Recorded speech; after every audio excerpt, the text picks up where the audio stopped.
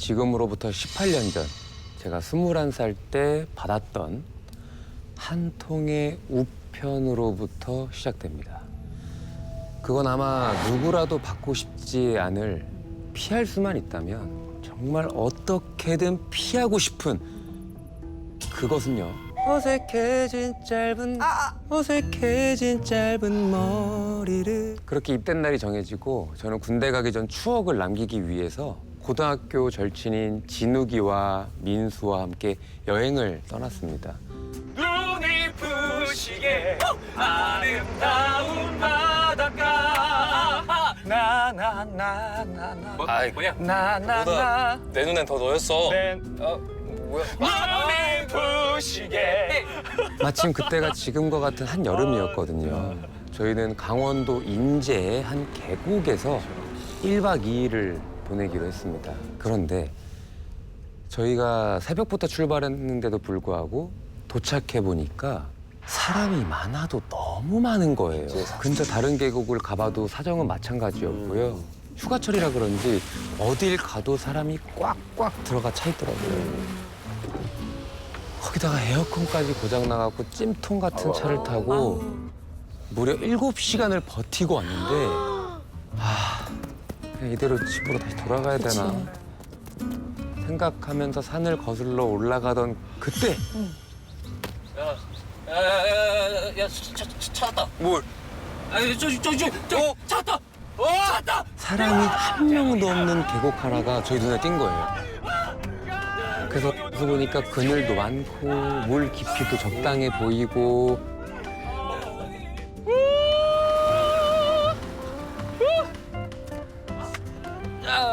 중길도 좋다 여기다 싶어갖고 바로 짐을 풀려는데 야 잠깐 그 우리 여기 말고 다른 데서 놀자. 오래팔 때. 그 여기 물도 별로고 그늘도 없고 별로 마음에 안 들어. 야, 이 정도는 괜찮지.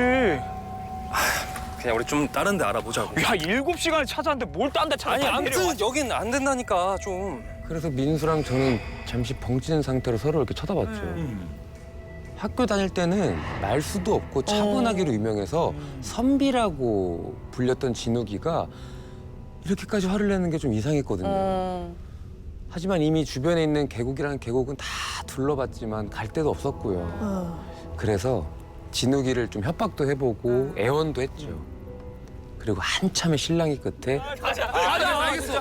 어쩔 수 없다는 듯이 한숨을 푹 내쉬더니 지금껏 한 번도 본 적 없는 진지한 얼굴로 저희한테 당부를 하더라고요. 그럼 너희 하나만 약속해. 그 깊은 물에는 절대로 들어가지 않기다. 애도 아니고. 알았어. 내려, 빨리 내려. 너 일 안 하려고 그러지. 빨리 내려, 빨리. 빨리 내려.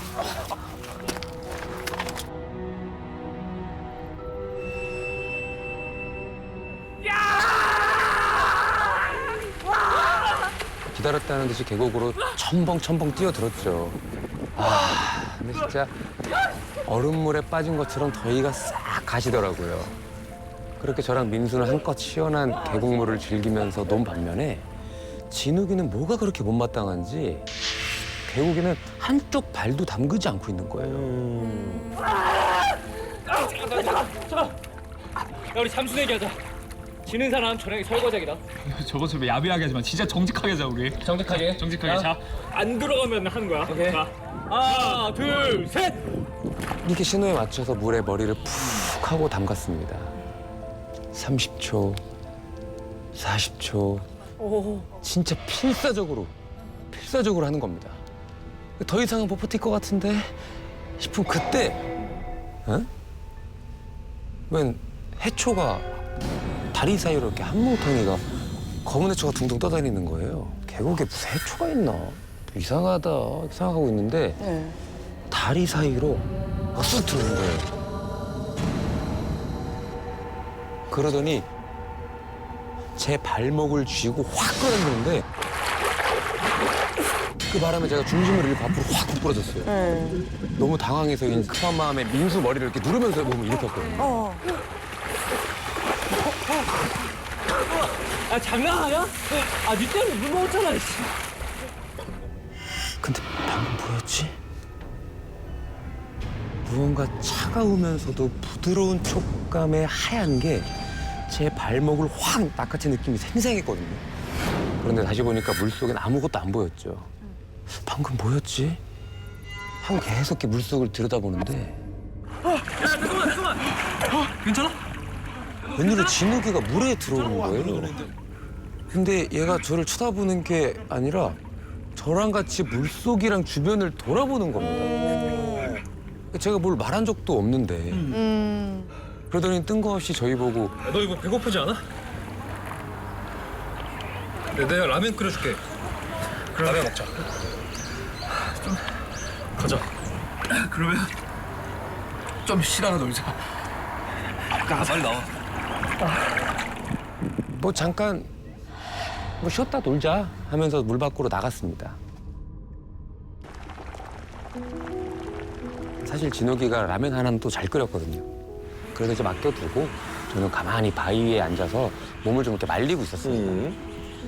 또 이렇게 있으니까 또 바람도 시원하고 또 물소리도 좋고 새소리도 들으면서 이렇게 앉아 있으니까 솔직히 입 대고 뭐고 그냥 온갖 그치. 근심이 사라지더라고요. 그렇게 가만히 계곡 쪽을 바라보고 있는데 그날 햇빛이 좋아서 그런지 유독 이렇게 수면이 반짝반짝하면서 예뻐 보이는 거예요.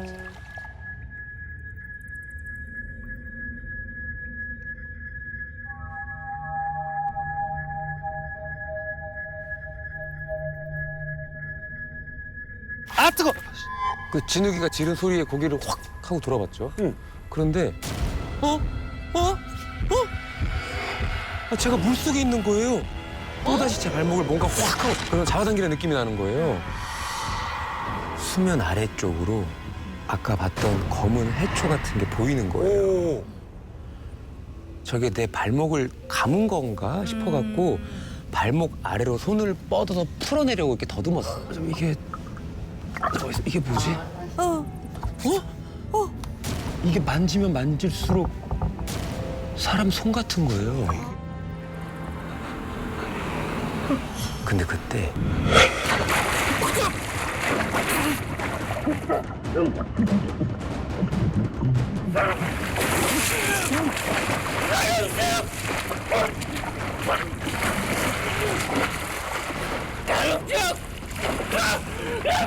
친구들을 부르는데 이렇게 입속으로는 물이 들어오지. 근데 호흡은 점점 더 가빠오지. 나중에는 기운이 빠져갖고 눈도 제대로 뜨기가 너무 힘들어지는 딱 그때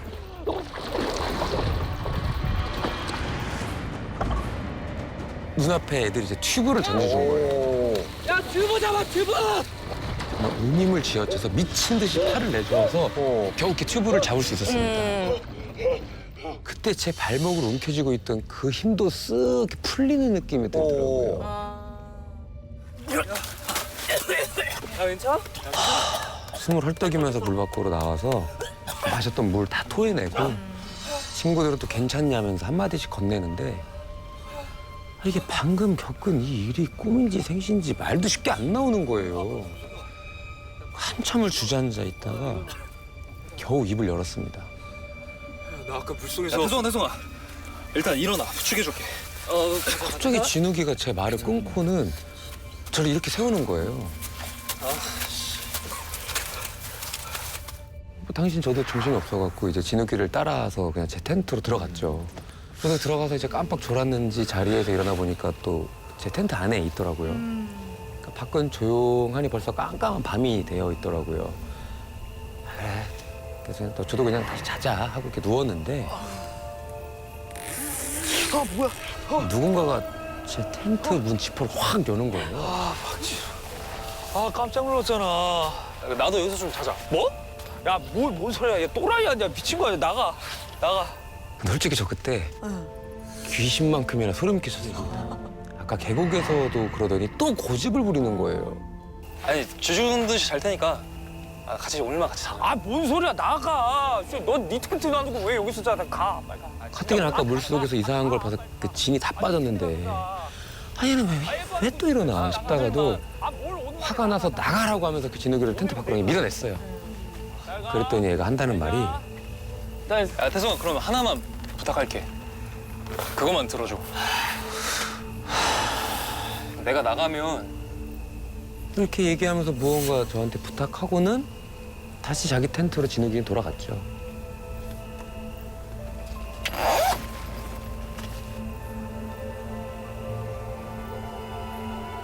그러니까 이쯤 되니까 저는 여행이고 뭐고 그냥 날 밝으면 빨리 집에나 가자 이렇게 생각하고 다시 잠에 빠져들었죠. 그렇게 얼마나 지났을까. 갑자기 몸에 이렇게 으슬으슬 한기가 들고 텐트 내부가 물에 흠뻑 젖은 것 같은 이런 답답함이 드는 거예요. 야 김태성 자냐? 문 좀 열어봐. 줄 거 있어. 이번엔 또 민수가 찾아오는 거예요.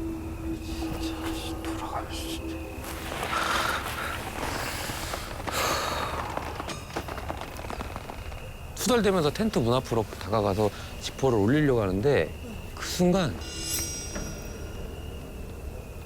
아까 진욱이가 부탁한 말이 생각나는 거예요. 야, 태성아, 그럼 하나만 부탁할게.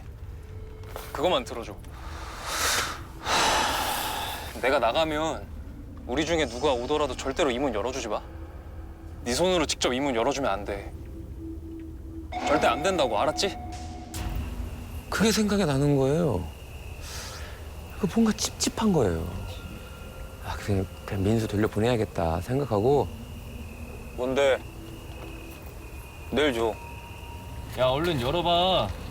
네가 직접 열고 들어오든가. 손에 짐이 있는데 어떻게 하냐? 짜증나게 하지 말고 빨리 열어라. 그래 차라리 빨리 받고 보내자. 민수인데 뭐 별일 있겠어? 안 돼. 근데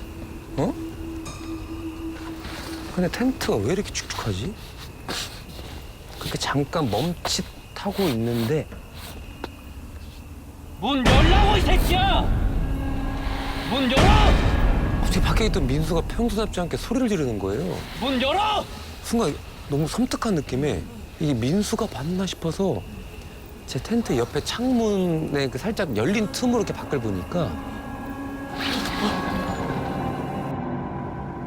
민수가 아닌 거예요. 물이 뚝뚝 떨어지는 머리카락과 긴 원피스를 입은 누군가가 서 있는 겁니다. 너 누구야? 너 민수 아니지? 갑자기 귀가 찢어질 듯하게 크게 웃더니 태성아 문 좀 열어봐. 빨리 문 좀 열어줘. 문 열어! 갑자기 기다리잖아. 모든 친구들이 목소리를 서로 내면 자꾸 문 열라고 소리를 지르는 거예요. 문 좀 열어보라고! 너무 당황한 제가 아무 소리도 못 내고 가만히 있자 마치 원래부터 아무 일 없었다는 듯이 주변엔 정막만 가득 쌓였고요.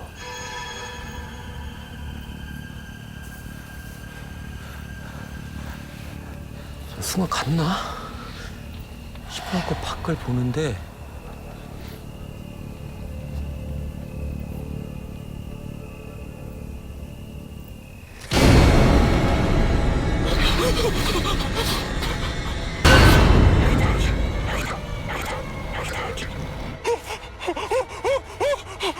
마치 저를 발견해서 기쁘다는 듯 웃던 그 여자의 젖은 머리카락이 살아있는 것처럼 점점 빠르게 제 텐트 안으로 들어오기 시작한 거예요. 저는 막 악을 지르면서 그 머리카락을 피해서 정신없이 텐트 끝으로 도망을 갔죠. 긴 머리카락이 슥 그거 감싸는 거예요. 정신없이 몸에 붙은 머리카락을 떼어내려고 하는데 이번에는 텐트가 움직이기 시작하는 거예요.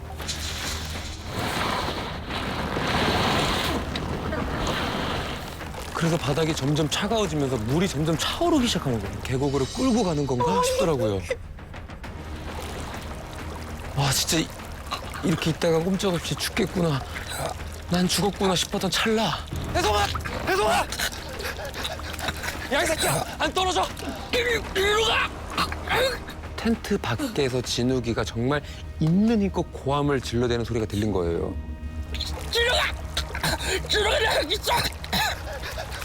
야, 이 새끼야! 바로 다가올 안 떨어져! 수는 없는지 여기 어디라고 살짝 한 거야? 떨어진 거리에서 계속 소리를 지르는 진욱이가 텐트 쪽으로 뭔가 막 던지는 소리가 나는 거예요. 그러다 점점 더 크게 귀가 찢어질 것처럼 그 여자의 비명소리가 들리더니 이내 아무 소리가 들리지 않았습니다. 그런데 갑자기 지퍼가 쓱 하고 열리더니 교수가 나야. 괜찮아. 그처럼 이제 진욱이를 붙들고 어린애처럼 엉엉 울고 말았습니다. 괜찮아. 나만 본 거 아니지? 너도 본 거지? 나도 봤어.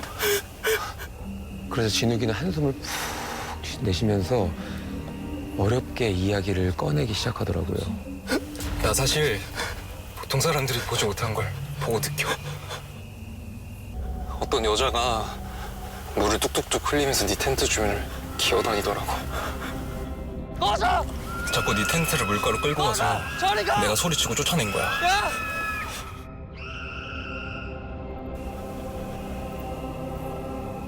그러니까 알고 보니까 저희가 이 계곡에 처음 딱 도착했을 때 진욱이는 본 거죠.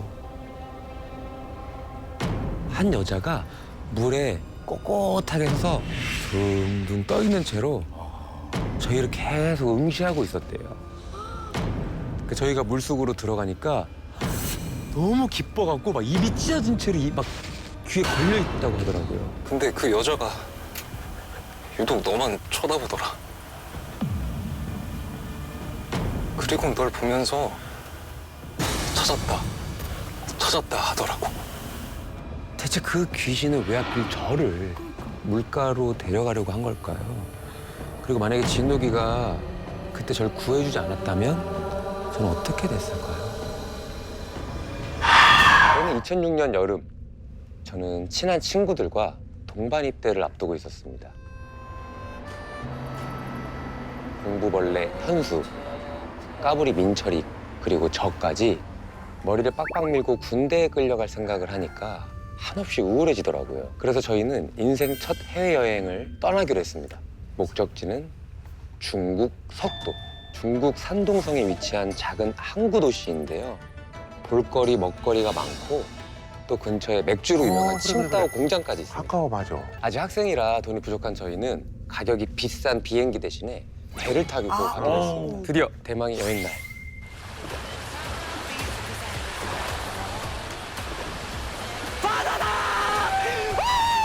야, 우리 중국 가는 거야. 중국 가는 거야. 가자! 저희는 잔뜩 신이 난 채 배 이곳저곳 구경하다가 갑판에 올라갔습니다. 난간에 올라서 양팔을 쫙 펼치면서 타이타닉 포즈도 하면서 막 사진도 찍었고요. 신나게 놀다 보니까 슬슬 출출해지더라고요. 저희는 저녁을 먹으러 1층 선내식당으로 향했습니다.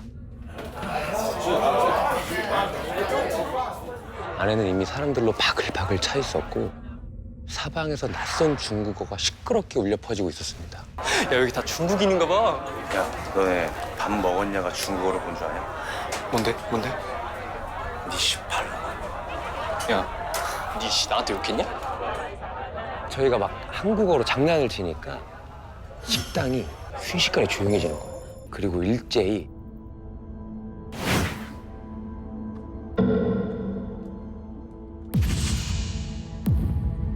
수십 개의 눈이 저희를 빤히 쳐다보는 거예요. 그리고 그때 저희 근처에 앉아있던 한 아저씨가 왜 이렇게 시끄럽니? 이래서 목에 뭐 넘어가겠니? 그 험악한 말투에 깜짝 놀라서 저희는 황급히 입을 다물었습니다. 그러고 보니까 사람들 옷차림이 좀 이상한 거예요. 위아래로 칙칙한 옷을 입고 옆에는 커다란 짐가방을 하나씩 이렇게 끼고 있더라고요. 잔뜩 긴장해 있는데 한 여성분이 저희한테 다급하게 손짓을 하는 거예요. 학생들 여기서 마음 편하게 먹어. 연변 말투를 쓰고 있었고요. 웃는 인상이 꽤 친절해 보였습니다. 아니, 전 근데 여기 뭐 하시는 분들이에요? 아, 딸공. 저 사람들은 보다리 장사요. 대부분 중국과 한국을 배로 오가면서 장사를 하는 소규모 무역상이라고 했습니다. 같이 밥을 먹는 동안 아줌마는 이런저런 중국 여행 정보를 알려주셨고요. 그러다가 갑자기 저희 쪽으로 몸을 숙이더니 뭔가를 조용히 이렇게 귀띔을 하시는 거예요. 해서 누기 뭐 팔아도 절대 싸지 말고 남의 짐을 들어줘도 절대 안 돼요. 왜요? 간혹 보따리 안에 밀수품이나 마약이 들어있을 수도 있다는 거예요. 그러면서 한 가지 당부를 더 덧붙였습니다. 문고 잠그고 자야 돼요. 누기 오든 맘대로 열어주지 말고. 무슨 얘기를 무섭게 하세요? 가뜩이나 쫄아있는데 그런 얘기까지 들으니까 괜히 막 이렇게 뒤통수가 따끔따끔 막 어깨까지 움츠려지더라고요. 저희는 후다닥 객실로 들어가서 잠을 자기로 했습니다.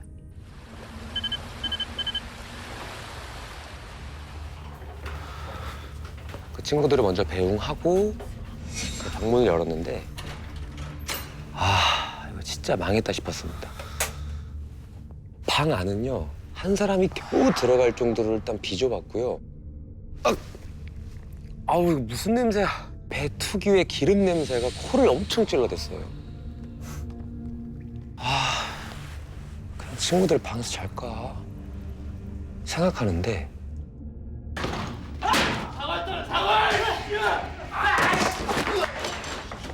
괜히 막 못 모르고 나갔다가 또 싸움에 휘말릴 것 같기도 하고 그냥 방에 있기로 했습니다.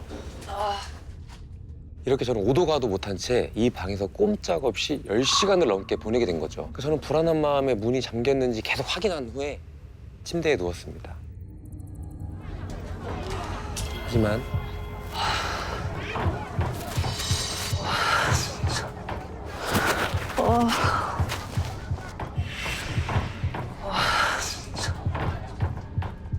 저는 베개에 얼굴을 그냥 파묻고 막 괴로워하고 있었습니다. 근데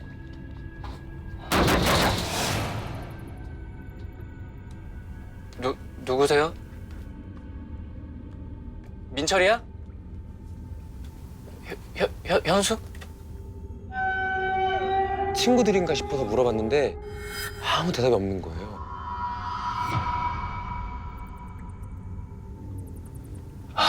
뭐야? 방을 잘못 찾았나?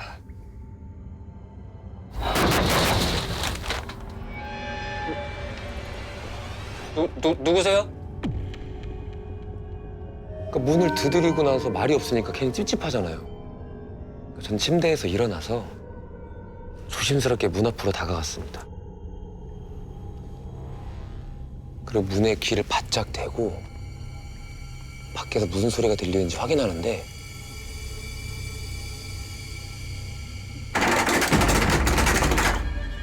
이번엔 누가 문 손잡이를 잡고 미친 듯이 막 돌리는 거예요. 문을 열고 누군지 확인하려는 그 순간 문을 함부로 열지 말라고 했는데 보따리상 아줌마 말이 떠오른 거예요. 그때 문에 네모난 새창살이 하나 보이는 거예요. 저기로 확인해볼까? 밖을 좀 이렇게 봐야지만 좀 안심이 될 것 같은 거예요.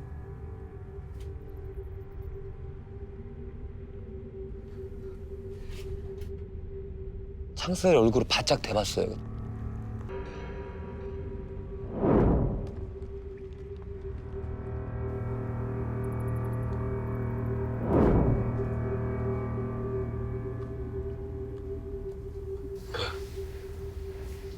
아무도 없잖아. 근데 복도엔 아무도 없는 거예요. 어쨌든 떨리는 몸을 겨우 일으키는데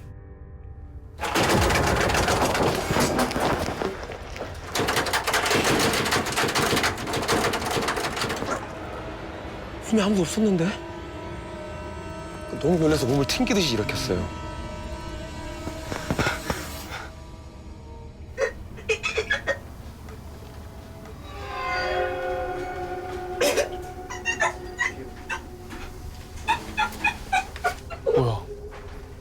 뭐야? 등 뒤에서 알 수 없는 기침 소리가 들리는 거예요.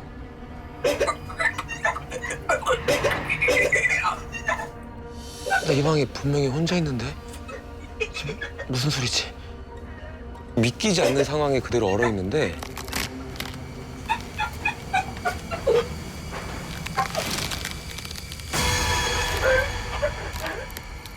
한 여자가 숨이 금방이라도 넘어갈 것처럼 막 소리를 내면서 몸을 마구 막 뒤틀고 있더라고요.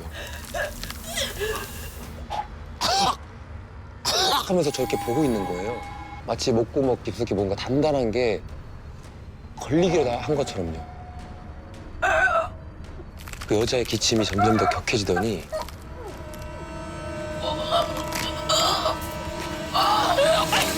검붉은 덩어리를 쏟아내기 시작했어요.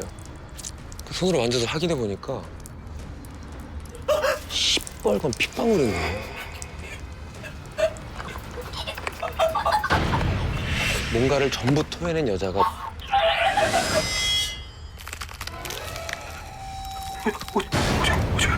다가오기 시작했습니다. 저 여자를 피해서 문을 열고 방 밖으로 뛰쳐나갔습니다.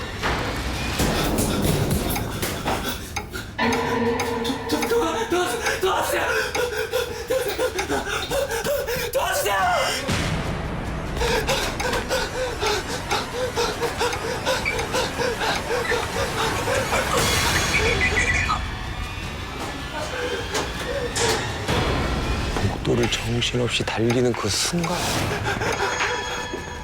뒤에서 차가운 손이 제 어깨를 확 잡아채는 거예요.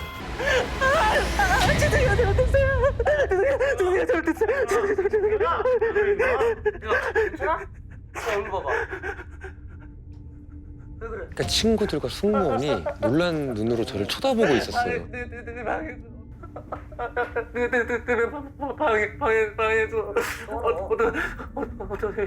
뭔 개소리야 임마. 너 꿈 꿨어? 하지만 승무원은 표정이 확 굳더니 제 방번호를 물어보는 거예요. 얘 203호. 203호라고 대답하니까 묻지도 않고 제 방을 특등실로 바꿔준다는 거예요. 그 태도가 마치 이런 일이 처음이 아니라는 듯이 익숙해 보이는 거예요. 결국엔 친구들과 같은 방을 썼지만 전 한숨도 잘 수 없었습니다. 그렇게 다음날 아침에 마침내 배가 중국 속도항에 도착을 했습니다. 배에서 내리려고 줄을 서 있는데 어제 그 보따리상 아줌마가 말을 걸더라고요. 학생, 얼굴이 왜 그러다? 어디 아파? 그래서 아줌마한테 어젯밤에 겪은 일을 다 털어놨어요. 아, 너도 봤구나.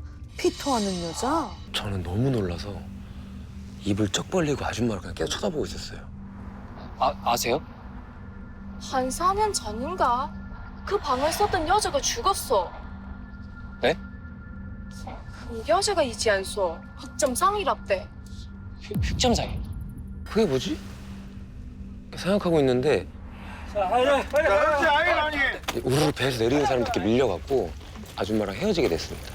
그리고 뜻밖의 장소에서 그 여자의 정체를 알게 됩니다. 근데 그날 오후에 저와 친구들은 가이드를 만나서 관광을 시작했습니다.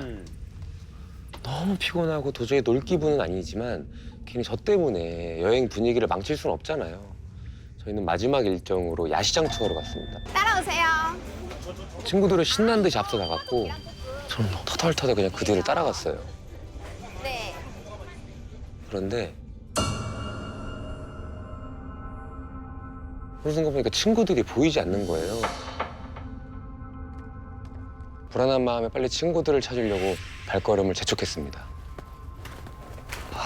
이번 형이 왜 이리 재수가 없냐.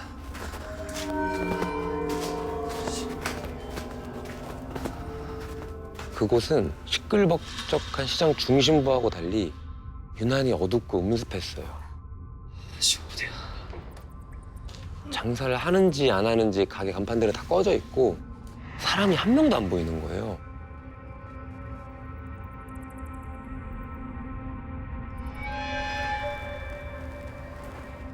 저 유일하게 저기 불이 켜진 가게가 하나 있더라고요.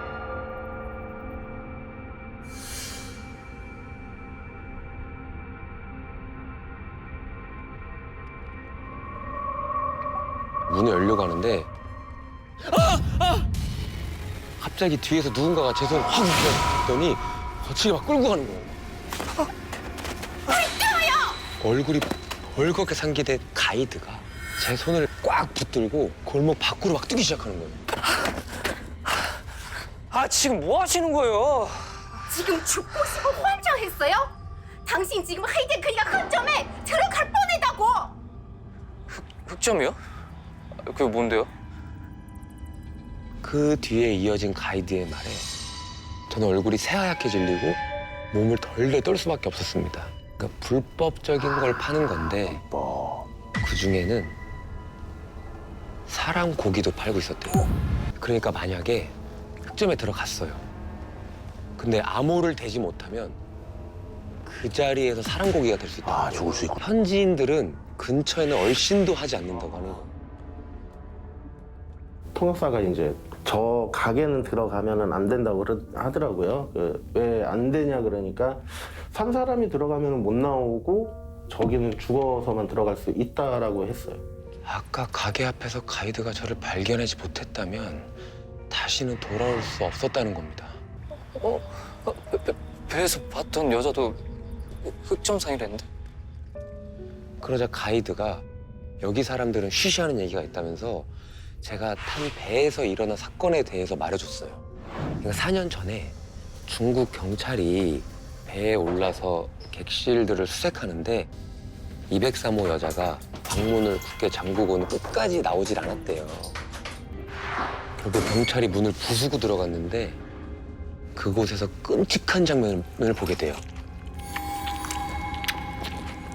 그 여자가 증거를 없애려고 가방에 든 인육을 자기가 허겁지겁 먹어치우고 있었던 거예요. 결국엔 그 여자는 잡히지 않으려고 바다에 뛰어들었다는 겁니다. 그러니까 어젯밤 제 눈앞에서 여자가 토해낸 검붉은 덩어리들이 그 증거물들이 아니었을까요?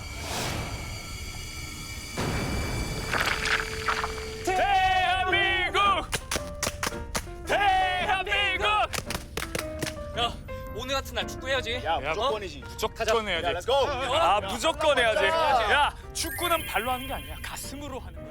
함께 응원하고 있던 저희는 태극전사의 피를 참지 못하고 근처 초등학교로 갔습니다.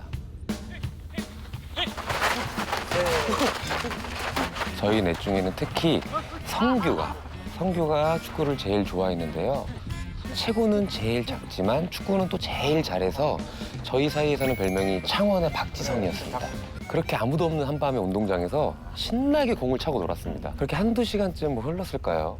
너무 더워서 이제 물을 벌컥벌컥 마시고 있는데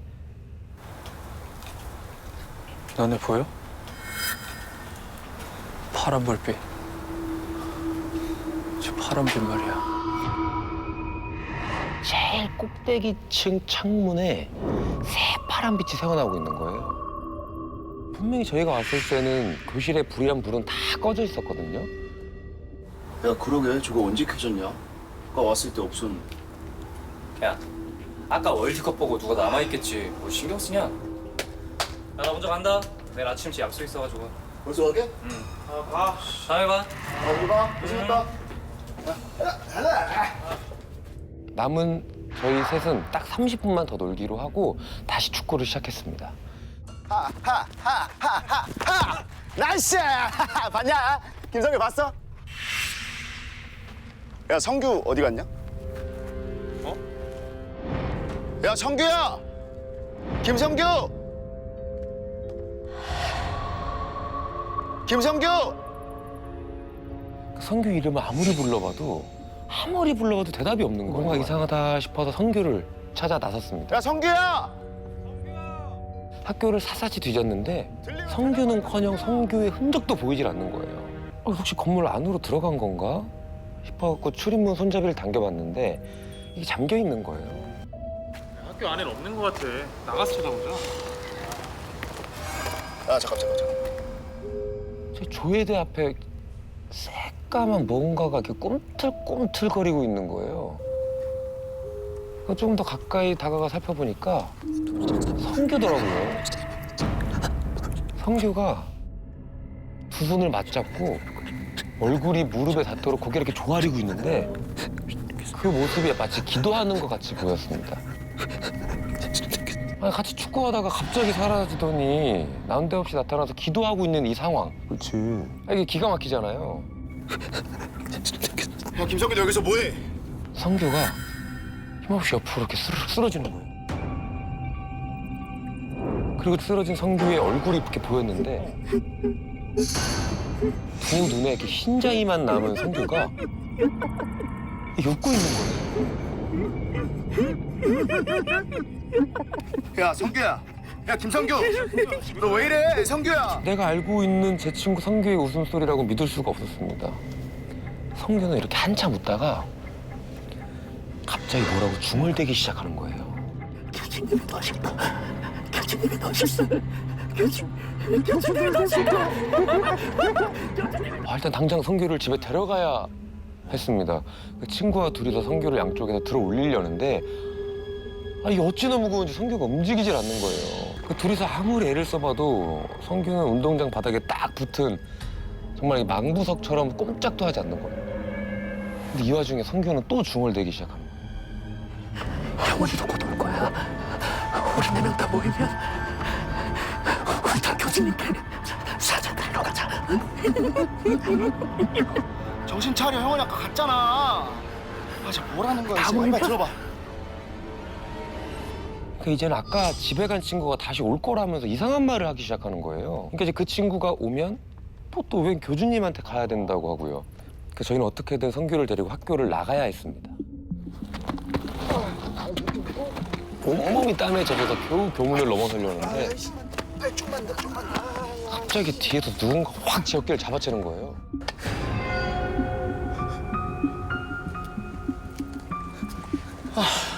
너네 여기서 뭐 하냐? 아까 집에 갔던 형원이가 온 거예요. 성규 말대로 집에 간 형원이가 학교로 다시 돌아온 거예요.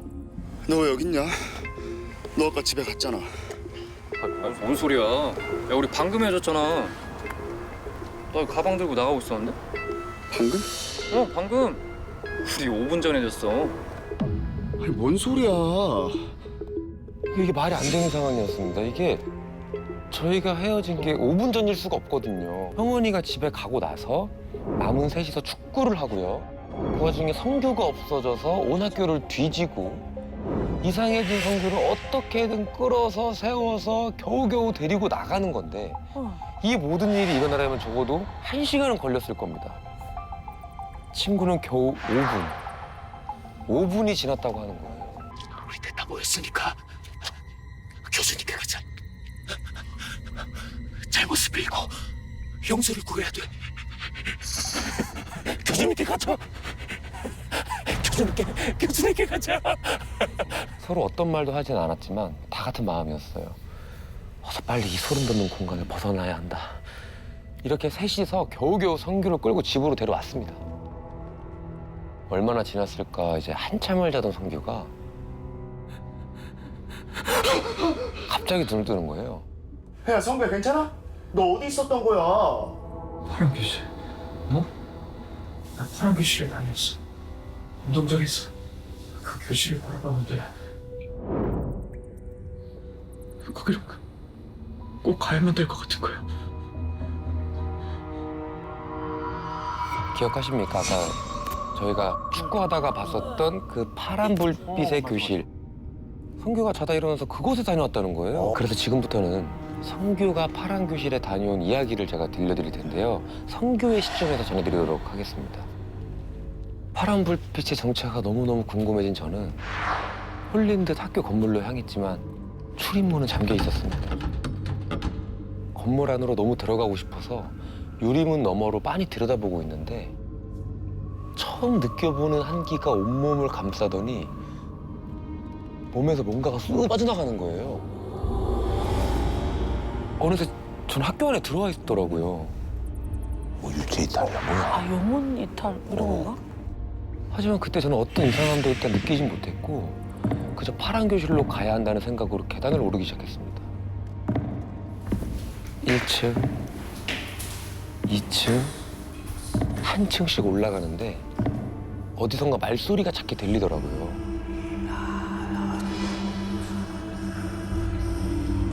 계단을 올라갈수록 소리는 점점 더 크게 그리고 또렷하게 들려오는데 그건 여러 사람이 함께 외는 주문 소리였습니다. 한 발 한 발 주문 소리에 가까워졌고 결국 파란빛이 새어나오던 교실 앞에 멈춰섰습니다.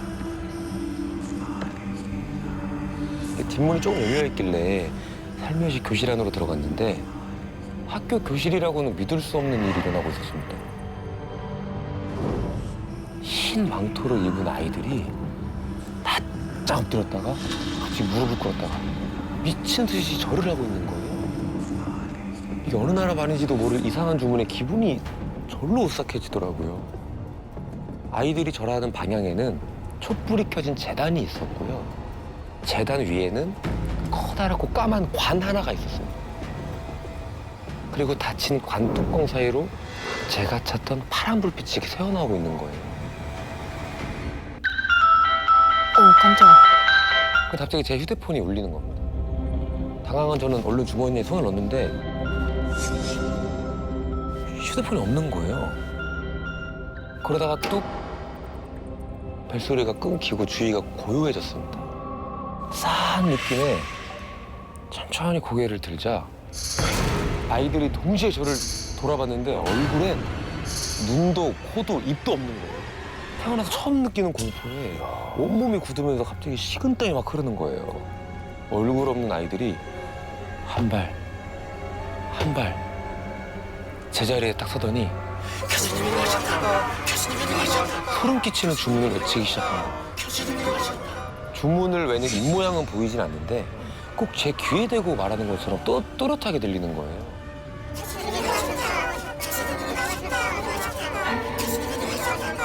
여기 있으면 왠지 죽겠다 싶어갖고 저도 모르게 이렇게 뒷걸음질 치는데 갑자기 다쳐버리는 거예요. 다급해진 저는 아이들을 피해서 미친 듯이 교실 안을 도망다니다가 가까스로 빈 책상 아래에 몸을 숨겼습니다. 숨이 턱까지 차오른 채 교실을 보는데 나갈 방법이 도무지 보이지가 않는 거예요. 아이들은 앞이 보이지 않는지 교실을 이리저리 빙빙 돌면서 저를 찾고 있더라고요.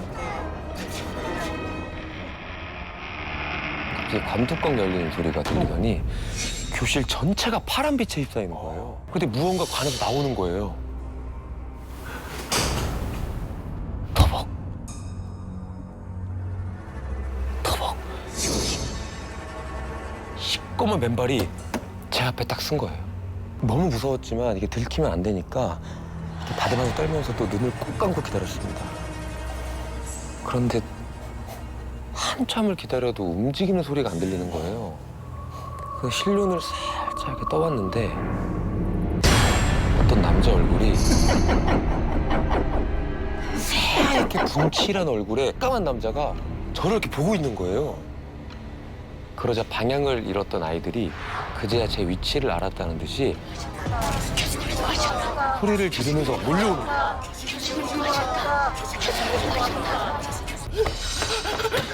살려주세요! 살려주세요! 살려주세요! 뒤에서는 한 발 한 발 그것들이 다가오고 있고 제 심장은 미친 듯이 뛰기 시작하는 거예요. 살려주세요! 문이 안 열리니까 저는 문을 부수려고 온몸으로 쾅! 세게 부딪혔어요.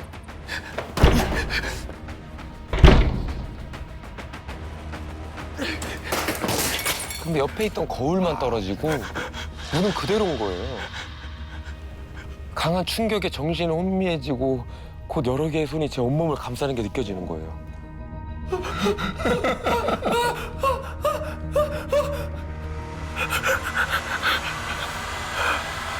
성규를 괴롭힌 파란 교실의 정체는 무엇이었을까요?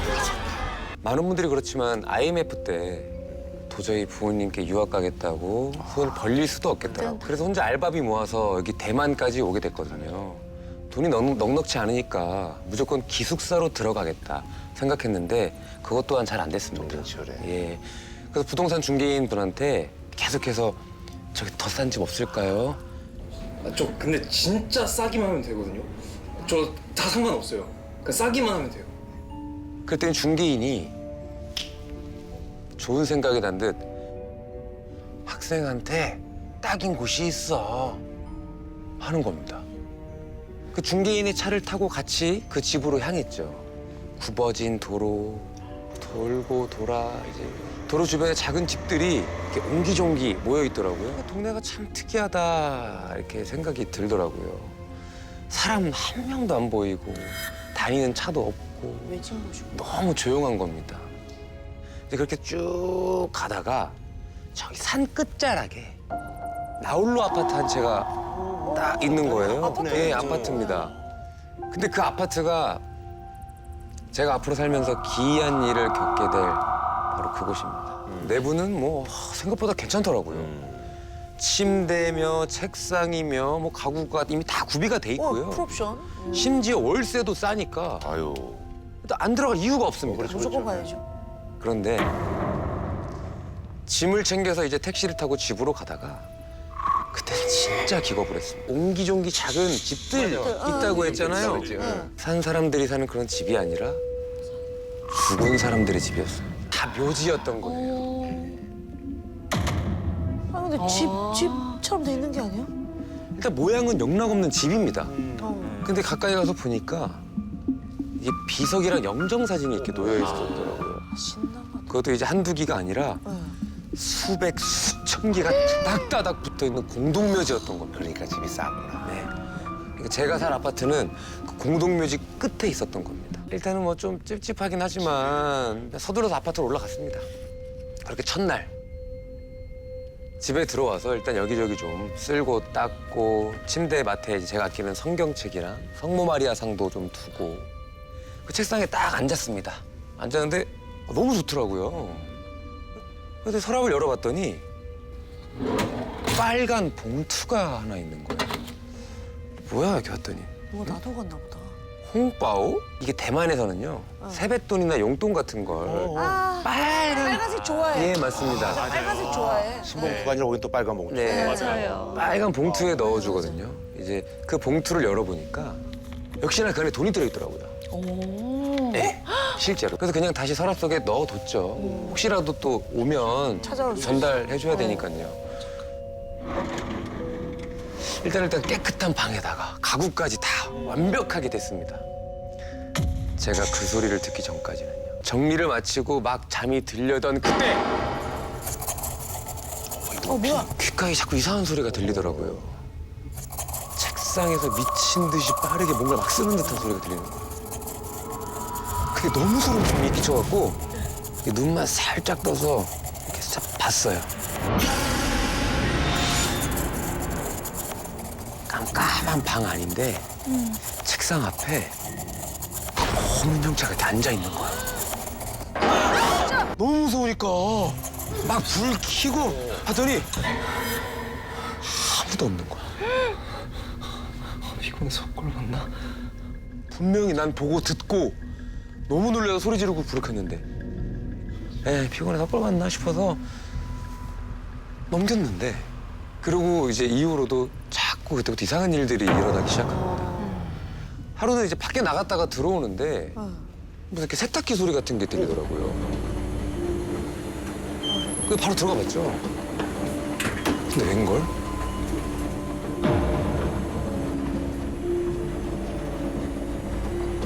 빈 세탁기가 혼자 돌아가고 있습니다. 야, 이건 좀 이상하다. 이거 왠지 나 말고도 누가 여기 같이 살고 있는 느낌. 누가 오는 것 같아. 그러니까 그런 생각이 이제 막 본격적으로 들기 시작하니까 집에 들어가는 게 이제 무서워지더라고요. 뭐 그러다 어느 날 과 친구들이랑 시내로 나가서 좀 저녁을 먹기로 했습니다. 학교에서 시내로 이동할 때 지나게 되는 터널이 하나 있거든요. 터널에 들어서는데 어느 순간 느낌이 이상한 거예요. 나는 지금 분명 혼자 타고 가고 있는데 왜 지금 내 뒤에 누가 있는 것 같지? 그래서 이때는 백미러로 이렇게 봤죠. 있어. 제 뒤로 머리카락이 흩날리고 있는 거예요. 그래서 너무 놀라서 이렇게 돌아봤는데 그것도 아무도 없더라고요. 내가 지금 이 집도 조금 무섭고 시나이 터널이라고 쫄았구나. 그래서 마음을 좀 추스렸죠. 추스리고 이제 속도를 이제 내려고 하는데 그 머리카락이 쓱 이렇게 있는 거야. 또 있어. 이게 한 서너 번 정도 막 홀린 것 마냥 계속 보이는 거야, 이 백미러에. 그래서 정신없이 터널 다 빠져나왔죠. 시내에 도착해서 식당에 들어가려던 참이었습니다. 친구가 이렇게 툭툭 치더라고요. 아까 그 여자 어디갔어? 뭔 소리야? 아까 네가 뒤에 태운 보라색 원피스 말이야.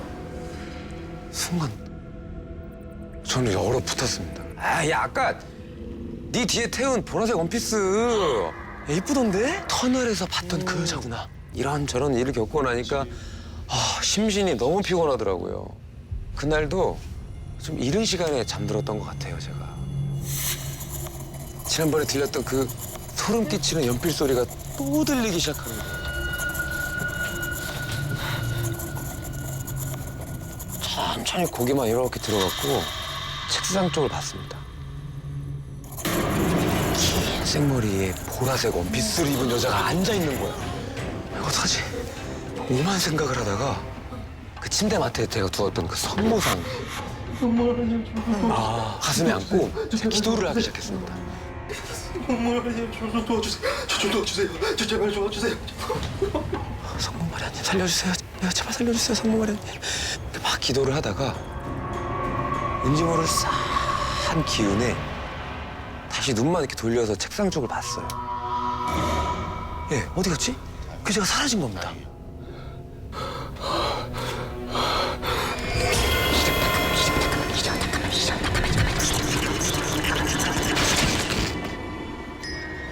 그 여자는 찾아서 뭐하게? 그 여자는 찾아서 뭐하게? 그 여자는 찾아서 뭐하게? 그 일이 있고 한동안 정말 제정신이 아니게 살았던 것 같아요. 그러다가 우연히 그 문화동아리에 비치된 그 유학생을 위한 가이드북이 있거든요. 그래서 그걸 봤는데 별 생각 없이 보다가 어떤 글을 읽고 제 머릿속이 하얘지기 시작했어요. 왜? 대만에선 빨간 봉투를 줍지 마라. 여는 순간 죽은 자와 영혼 결혼식을 하게 될 것이다. 책상 서랍에 들어있던 그 빨간 봉투. 보라색 원피스를 입은 여자. 전 그때 막 미친 듯이 집으로 갔죠. 집으로 가서 책상 서랍을 열어봤습니다. 그래서 그 봉투, 돈만 들어있는 줄 알았던 그 봉투 안에 누군가의 생년월일이 적혀있는 쪽지하고 머리카락하고 손톱이 들어있던 거야. 내가 지금 뭔 짓을 한 거지? 보라색 원피스하고 그럼 내가 영혼 결혼식? 일단 안 되겠다 싶어서 곧바로 부동산 중개인한테 달려갔습니다. 여기요. 무슨 일이에요? 저 그 집에서 진짜 못 살겠거든요. 빨리 방 뺄 테니까 보증금 빨리 내놔요. 내가 왜? 빨리 내놔요. 그 중개인이 막 바로 화를 내더라고요. 절대 안 된다고. 1년 계약인 거 모르겠냐고 이러면서. 전에 살던 여자 무슨 일 있었던 거 맞죠? 에? 그러면서 빨간 봉투를 꺼내 보여줬습니다. 그러니까 순간 중개인 얼굴이 확 굳는 거예요. 그제서야 중개인이 한숨을 크게 쉬면서 문제 있는 집이니까 가격이 싼 거 당연한 거 아니겠어요? 일단 그 계절이 바뀌고 나서 유학생회 체육대회를 하게 됐는데 마침 그 이병헌 닮은 형이 체육대회에 나타난 거예요. 얼굴은 너무나 수척하고 굉장히 피곤이 찌들어 보이더라고요. 형 잘 지내요? 뭐 집은 어떻게 된 거예요? 진짜 생활이 좀 어렵다 보니까 이제 도저히 보증금은 포기를 못 하겠다고. 아직 그 집에 살고 있다고 하더라고요. 학교 마치고 집에 들어오면 잠들고 저녁 10시에 일어나서 밤을 새버립니다. 도대체 그 집엔 무슨 비밀이 있었던 걸까요? 기상, 빨리빨리 준비합니다. 꾸물거리지 않습니다. 동작 그만! 저기 꾸물거리는 새끼 누구야? 예.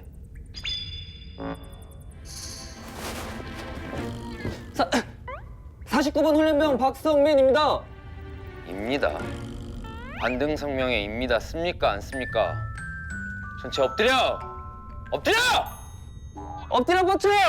오늘도 조교한테 왕창 깨졌습니다. 동기들은 저 때문에 땀을 삐질삐질 흘려가면서 얼차려를 받게 됐고요. 정신! 둘! 차리자! 저를 째려보는 그 원망 어린 눈빛들. 너무 미안해서 얼굴을 못 들겠더라고요. 정신! 그래도 또 한편으로는 좀 억울했습니다. 저 이제 입대 7일 차거든요. 늦잠도 못 자고 온종일 구르다 보니까 그냥 하루 종일 정신을 차릴 수가 없더라고요. 그리고 무엇보다 제가 잠이 진짜 많거든요. 한 번 잠들면 누가 업어가도 모르는데 군대 와보니까 불침번이라는 게 있는 거예요. 그게 정말 저에게는 고문이 따로 없었습니다. 그리고 오늘 밤 한참 이렇게 달게 자는데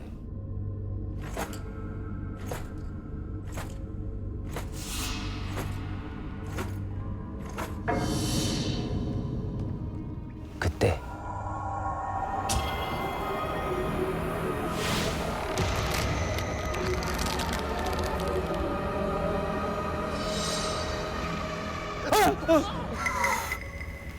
야, 잠이 오냐? 어? 빨리 일어나. 너만 자냐? 빨리 준비해. 그 힘든 불침번을 3번째 순서로 제가 서게 됐습니다. 벽시계를 봤는데 늦었다. 늦었다. 늦었어. 허둥지둥 전투복으로 갈아입고 막 생활관 문 앞에 딱 섰습니다. 그렇게 부동 자세를 취한 채 이상한 행동을 한 훈련병이 있는지 없는지를 제가 감시했습니다. 그렇게 한 30분이 지났을까? 저도 모르게 이렇게 꾸벅꾸벅 이렇게 문틀에 기대서 졸고 말았습니다. 그런데 그때 야, 자냐? 저는 화들짝 놀라서 자세를 고치고 이 복도에 있는 조교를 쳐다봤습니다. 그런데 조교가 세상 모르게 자고 있더라고요. 다행이다. 근데 뭐냐? 조교도 자네. 이렇게 안도하고 있는 그때 야, 지금 뭐 하냐? 누구야? 그 소리는 생활관 안에서 들려오고 있었습니다. 잠든 동기들의 얼굴을 하나하나 살펴봤습니다. 41번, 42번도 아니고 43번도 아니고 45번도 아닌데. 다들 곤히 자고 있더라고요.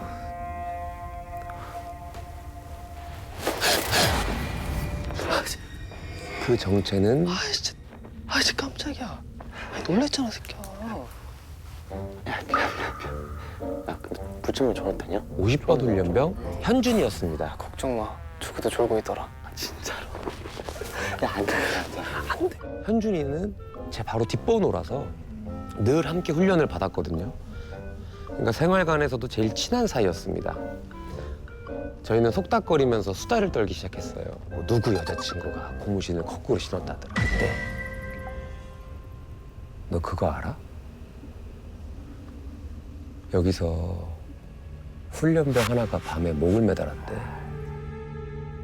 이게 얼마나 힘들었으면 신교대에서 그랬을까 싶었습니다.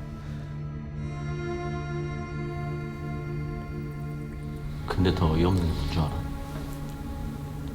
그거 본 애들 바로 다 전역했대. 자살한 훈련병의 생활관 동기들이 전부 의가서 전역을 했다는 거예요. 물론 이제 일어나서는 안 될 끔찍한 일이긴 합니다만, 그런데 그 순간 솔직히 저는 그냥 부럽다는 생각이 들더라고요. 막말로 그냥 눈 한 번 딱 감고 시체를 보면 제대로 한다고 하니까. 야, 죽으려는 그냥 완전 영웅이네, 영웅. 그러니까 현준이가 굳은 표정으로 영웅? 응. 그 덕분에 전부 다 전역했다며. 그러니까 영웅이지. 순간 무거운 정적이 흘렀습니다. 그럼 넌 어때? 전역시켜준다면 지쳐볼 수 있어? 갑자기 물어보니까 좀 순간 당황했습니다. 그런데 이놈의 군대만 일단은 나갈 수만 있다면 뭘 못하겠습니까? 야, 한 번이 뭐냐? 난 2번도 본다.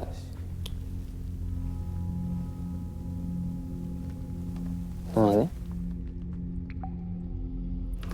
그때 현준이가 갑자기 벌떡 일어난 거예요.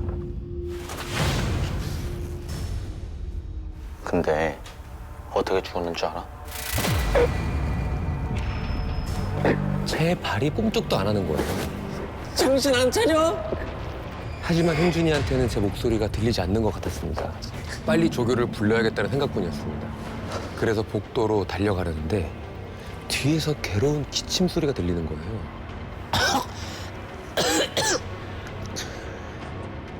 그날 바람이 불었거든.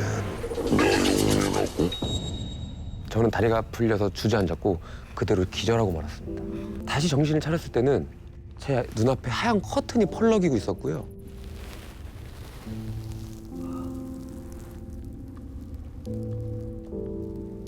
지독한 소독약 냄새가 훅 풍기는 게